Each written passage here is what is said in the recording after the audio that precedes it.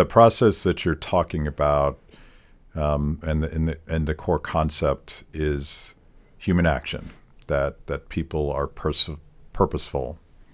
And the way I describe the market, I don't call it the economy, and maybe the market and the economy are not the same thing in your conception, but I say, the market is just a process for people trying to figure stuff out in a super uncertain world. And if you don't let that process work itself out, you don't come up with solutions. But it's based on the idea that people act with purpose. So that was Mises' concept, but perhaps not original to him.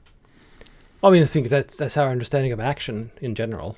I mean, we act in order to attain something that we think is good or of value or whatever we want to call it.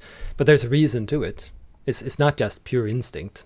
So we choose between different alternatives, and we choose because we want to attain something that is valuable to us in whatever personal way. Is it, I realize this term is loaded, but is it rational in the sense that, so one of the critiques of the market is that we assume that people know enough to act rationally. Parse rational.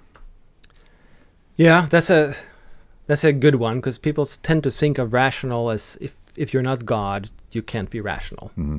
Right? So one example would be that if I'm about to be hit by a car, I immediately jump to the side to get out of the car's way, and there happens to be a bus in that lane, so I get run over by a bus.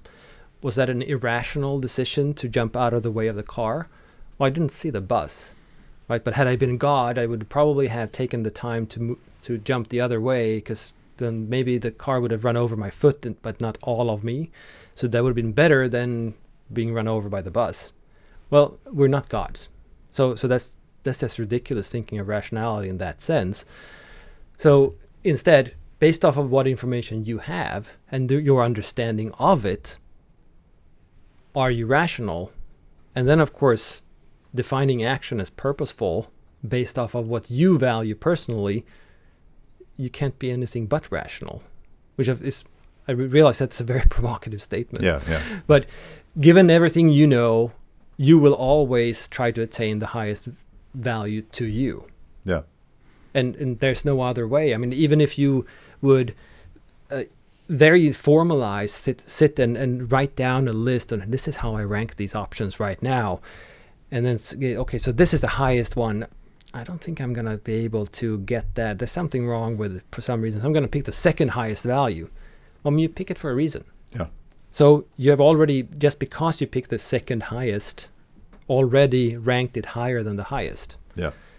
So it's impossible to be irrational in that sense. You can have very limited information, but given the information and the understanding you have, you're always rational.